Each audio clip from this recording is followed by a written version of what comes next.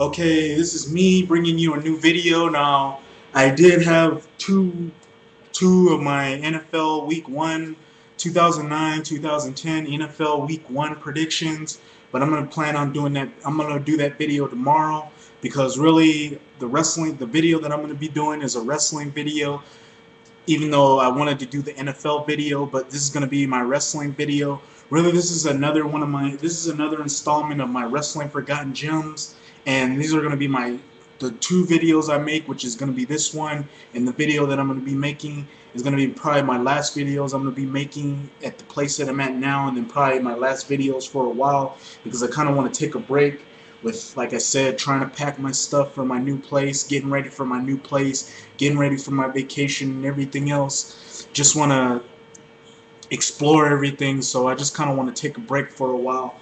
But today, like I said, want to get this video done. This is going to be like I said, a Wrestling Forgotten Gems number 16.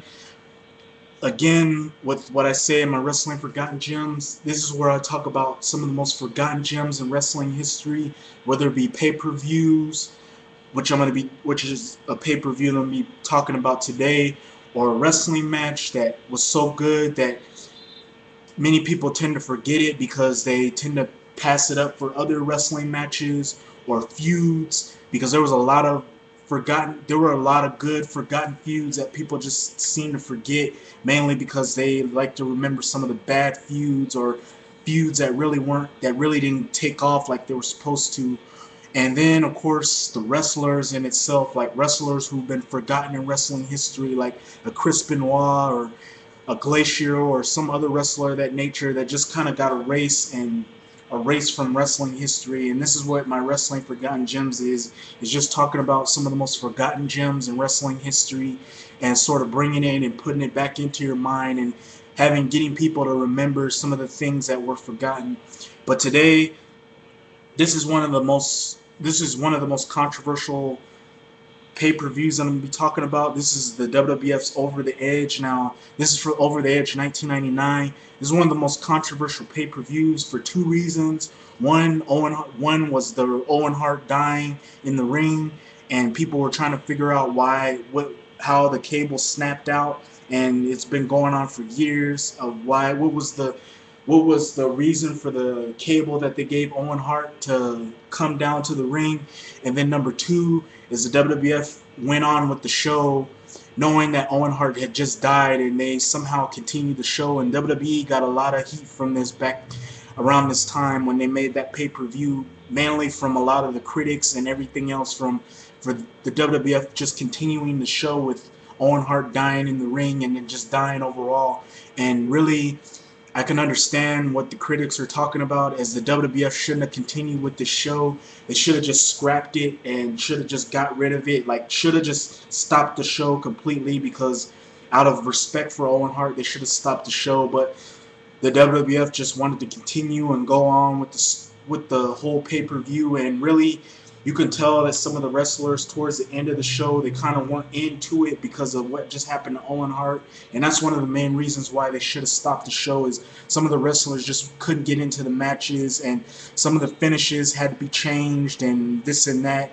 And that's one of the reasons why this show shouldn't have never taken place, or should have ended when Owen Hart died. But the show continued, and thus WWF doesn't want to put this pay-per-view out, and it's obvious why they don't want to put it out. It's because of the whole Owen Hart dying situation and the whole continuing on with the pay-per-view situation. And that's one of the reasons why this pay-per-view is forgotten, or it hasn't been released on DVD, or will never be released on DVD, is because of the fact that people don't want to relive the moment that Owen Hart died in the ring, and then his interview and everything else. It's just people don't want to live through that again. And that's one of the reasons why this is forgotten, because people don't want to remember they don't want to remember Owen Hart dying at this pay-per-view, and then the fact that Owen Hart fell to his death, and then all the speculation and the WWF continuing with the pay-per-view. It's one of the reasons why that people tend to forget this pay-per-view, and why you don't see it on DVDs or VHS of all things. But really, this really wasn't a good pay-per-view to begin with. You had Kane and X-Pac against Mark Henry and D'Lo Brown, and which was a okay matchup. X-Pac and Kane did their thing, but really Mark Henry at this point, he was kind of slow. And you had D'Lo, who was trying to carry Mark Henry and trying to do all the work for the team of Mark Henry and D'Lo Brown. And really all this was just setting up for was the whole Mark Henry and D'Lo Brown storyline and the feud that those two had, which was just a short feud with the European title. And Kane and X-Pac ended up winning the title afterwards, and they ended up retaining the titles. And it also has something to do with Ivory being in the mix and them just fighting over Ivory leaving or staying. It was just kind of confusing. And then you had Al Snow and Hardcore Holly go at it in a hardcore match for the hardcore title. Really, it was what you expect from those two, from what you saw at Backlash. Pretty much the same matchup. The only difference is the finish was a little bit different, and Al Snow ended up picking the win. And around this time, the hardcore title didn't mean jack shit around this time when it was on the waist to Al Snow, as people just didn't care for that belt, and it just didn't, and people didn't care for it going into the 2000. Well, it sort of got its credibility in 2001, but still people just didn't care about that belt at all. And then of course you had the New Age Outlaws. You had Val Venus against Jeff Jarrett. I don't remember the storyline, but I remember there was a storyline between Nicole Bass and Val Venus, with Nicole Bass wanting to get in Val Venus's pants by coming to the ring with Val Venus. And then I don't know what the storyline between Val Venus and Jeff Jarrett was, but it led to this matchup, and it was a pretty good, decent matchup from what you expect between Val Venus and Jeff Jarrett. Just a very good matchup. And then you had I believe this was, it cut into the time, it was supposed to be the Godfather and Owen Hart going one-on-one against each other around that time, well, around this match time, but I guess they cut it off. Well, yeah, they cut it off for obvious reasons, because Owen Hart fell and he was still unconscious, and little did they know he would die later on. And then they would show the interview with Owen Hart, his last interview in the WWF, which is just kind of sad, because it's just sad just seeing Owen Hart like that, like cut his interview and then that'd be the last you see of him on TV. Then you had the New Age Outlaws explode. You had Billy Gunn and Road Dogg wrestling a really bad matchup. Really, what can you expect from these two? This match was boring. The finish came when Billy Gunn hit the Road Dogg with tape fists, and then he hit the Famouser on Road Dogg, and that'd be the end of the match. And then of course you had the Union, Mankind, Test, and Ken Shamrock against the Corporate Ministry. Really, it was what you expect from these two. It was what you expect from all these guys, as this really wasn't a good matchup, but all this match did was just continue the storyline between the Union and the Corporate Ministry. You then had The Rock and Triple H go at it, and this time these two were switching roles, with The Rock being the good guy and Triple H being the bad guy.